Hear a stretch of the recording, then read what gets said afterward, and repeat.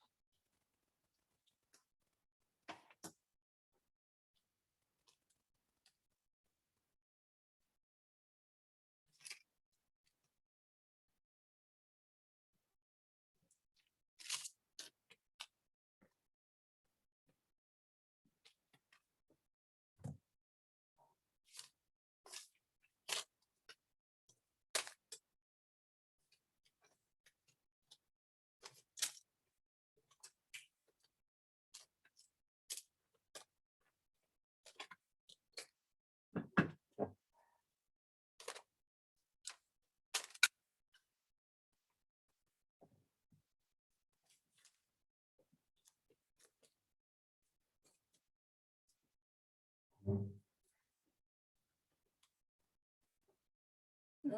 so where are we now? We're still at the Kohen.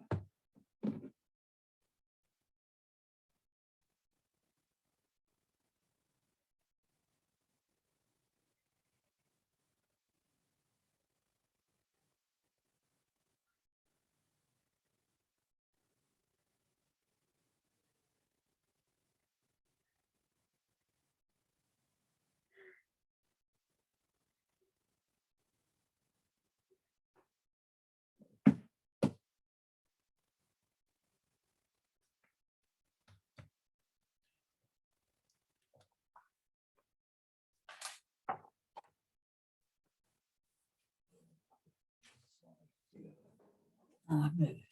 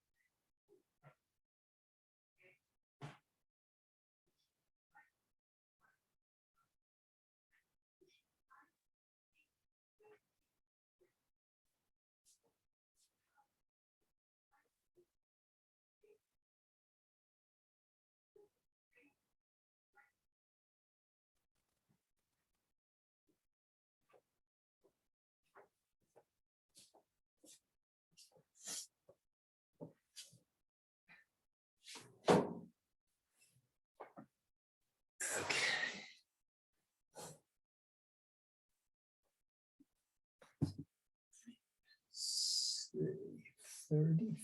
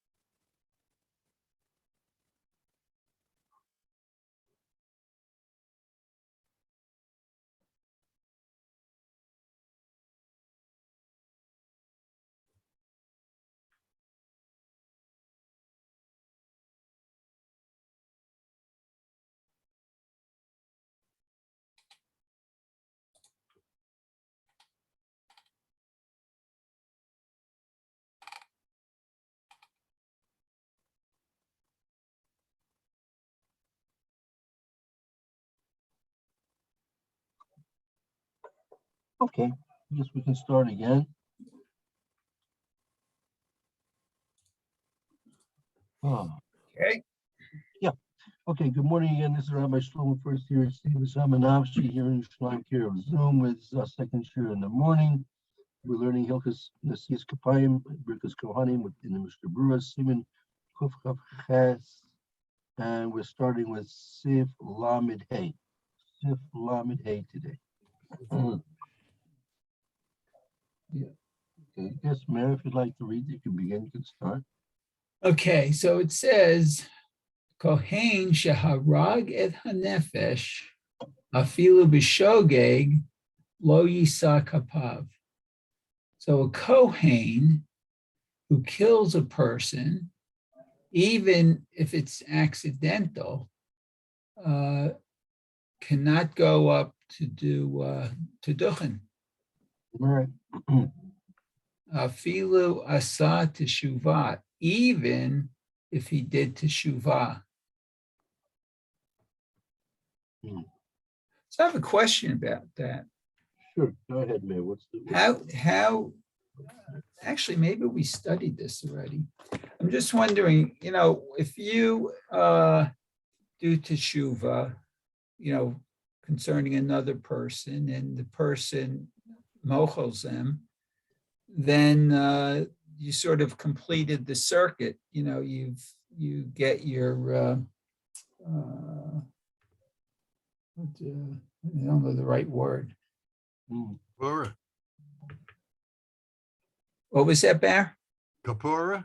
Oh, kapara. Okay, but how does that work with one who has passed away? Right.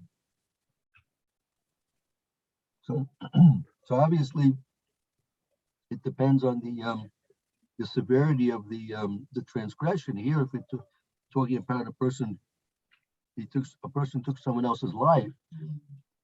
So, from the person himself,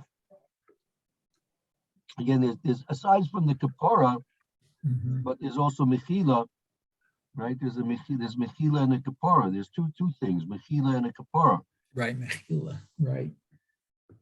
So again, in Hilchas Tshuva, it's explained that a person, he needs, even for a slight transgression, let's say he did something wrong to somebody, and in the course of that person's lifetime, they didn't have a chance to make amends. So now, and one of the transgressed person is now in the next world. So the person's supposed to take a minion to the base chorus and then to go to the kever and ask mechila there at that point, right? So you see there are certain situations where there are dispensations that a mechila can be achieved in some way, even though the person himself didn't actually effect a true pardoning on his own. But you have, in spite of the fact you have a mechila and a kapara, but you have a another aspect that every transgression has a either physical and or spiritual ramifications, consequences, right? So many times those, even though there may be a kapara and a mechila transpiring, but the effects, the consequences, spiritually or physically, still remain. Right.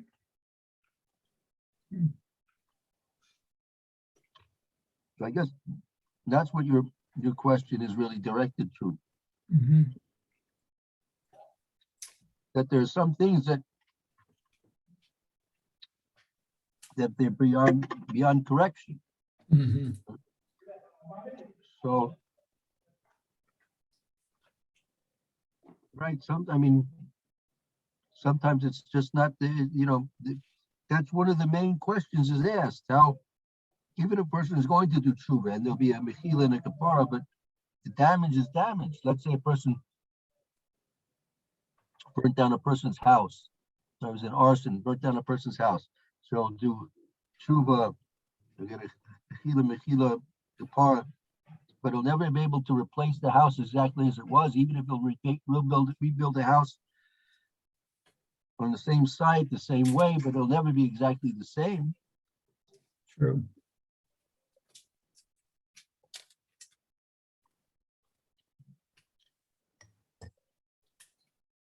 So,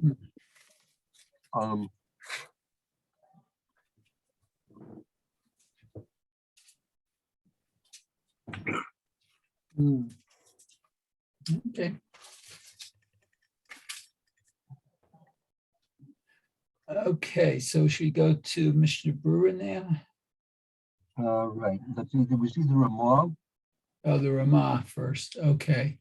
The Haggah. Okay. V'yesh omrim de'im asa teshuvah osei kapav. There are those who say that if one does teshuvah, he can go to Duhening. V'yesh l'hakel al ba'alei teshuvah. And what they're lenient, I guess. When you're dealing with the person's, if he in fact did do tshuva, so he's about tshuva, so you should be lenient, meaning even though according to the Mechaber, if he killed a person, even with shogeg, even if he did tshuva, he can't be allowed to duchen ever again. But the Ramah says that there are those that say if he did tshuva, that's okay. And in fact, you should be makel with Bali tshuva. If he's sincerely done tshuva, you should allow him to duchen. That's in the Okay. Mishnah. Good. So you should be lenient. Okay. Mishnah Brewer. Let's see, that would be Kuf Kaf Zion. Right. Kuf Kaf Zayin. Zion. Okay. Shaharag et Hanefesh. The Kohen who kills a person. Diktiv uve farsechem kapechem alim einai michem. Yedechem damim maleu. Okay, so let's see. So when that kills, it is written. Farsechem. But he shouldn't separate. Farsechem. Good. Is to separate his. It's going to spread out, I think. Oh, spread out. Okay, spread out your hands. Alim. Ooh.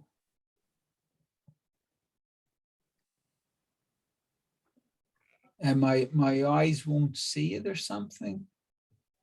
Yeah. Alim. I think Alim is he's going to like cast his eyes away from this. Turn away from it. Okay. Because your hands are full of blood. Mhm. Wow. Right. So you see, Kadosh Baruch was not interested in the bloods that was the hands that was spilled blood to be the conduit for his blessing.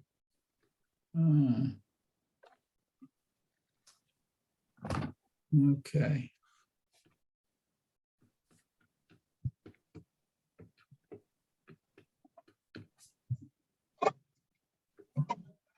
Okay.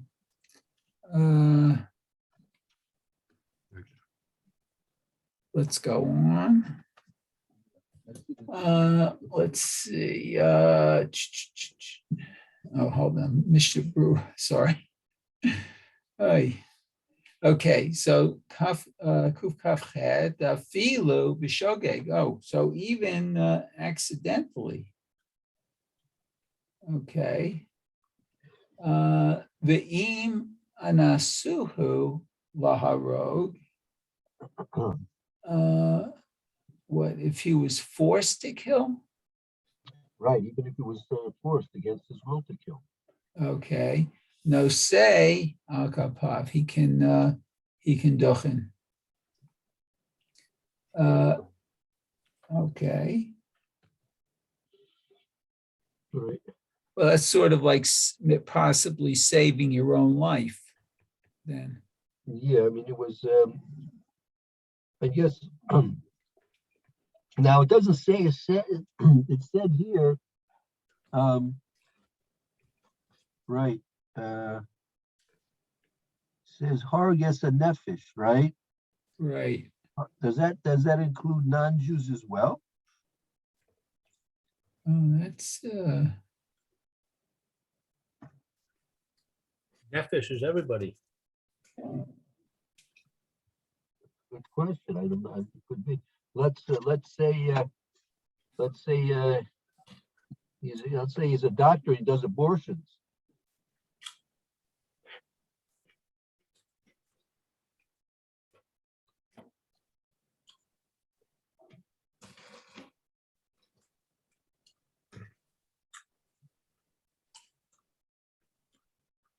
hmm.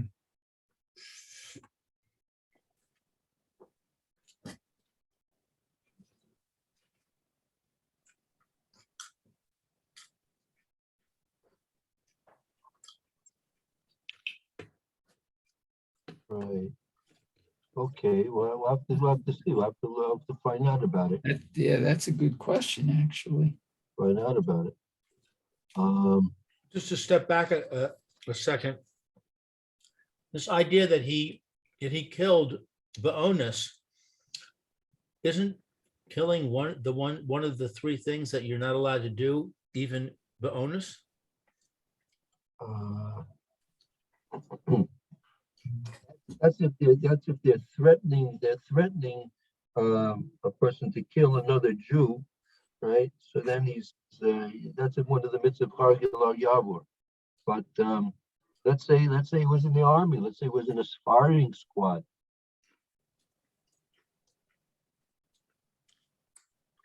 Okay, so he shoots at a person, and the person dies. Right.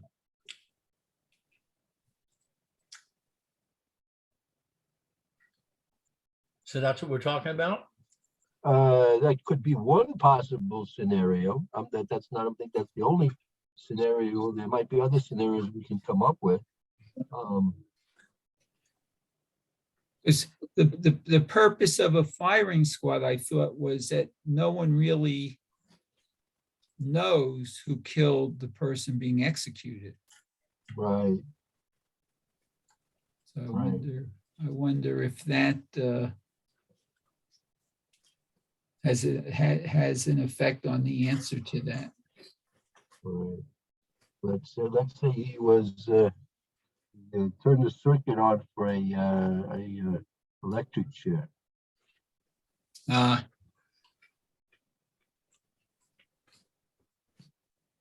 Or he pushed the button that dropped the cyanide capsule into the pan of water in the gas chamber.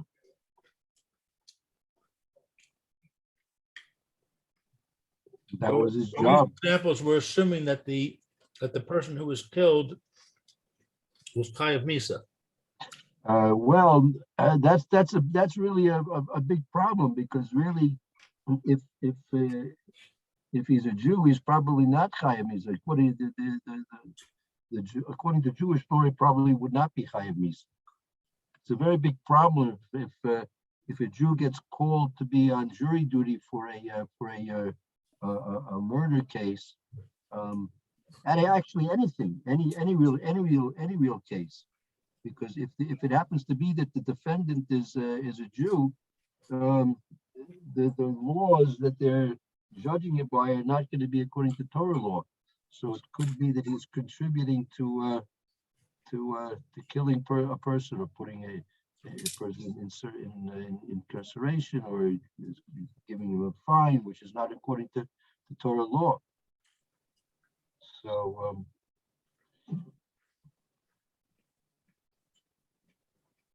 that's not so simple.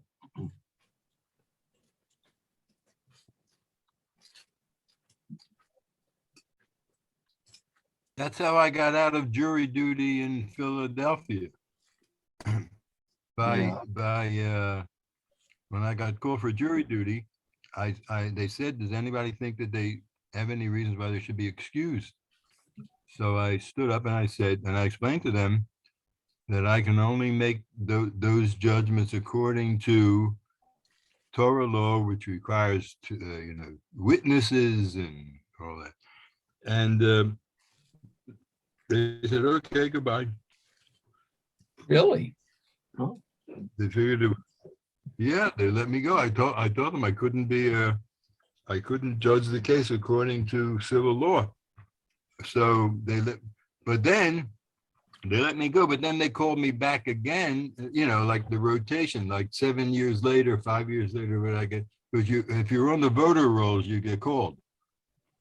So right. so I wrote them back a letter and asked for a permanent exemption, Mhm. and I got it. Wow, Uh-huh. that's cool. I was once on a jury, and the case ended Friday, Hmm. right before lunchtime. Wow. So I asked the judge, can I Wow. approach the bench? Because this was the winter time. It was like in December. Mhm. I said, may I be excused for religious reasons, because my Sabbath is going to start in 3 hours and I won't be able to be here. And he let me go. Okay, very good, So very good. All right. He's probably an Irish judge. I don't remember. Okay, I see our time is up. We're just on the beginning. We're just beginning this. Again, apparently it's a very straightforward halacha here, but there's going to be the permutations, the different cases that could come up. We'll see if we can't do something and find a little bit more out about it. But first we have to finish the Mishna Berurahs, which we'll do tomorrow, Mitzvah Shem. Okay, I'll put the bookmark there. Very good. So hope to see you all tomorrow. Very good. Amen. Thank you, So, Rabbi. we're up to okay. Right, We got- Lamed Hey. All right. Have a good day. Thank you. Be well. Hope to see you tomorrow. Lamed Hey. Okay. Shalom. Shalom. Okay. All the best.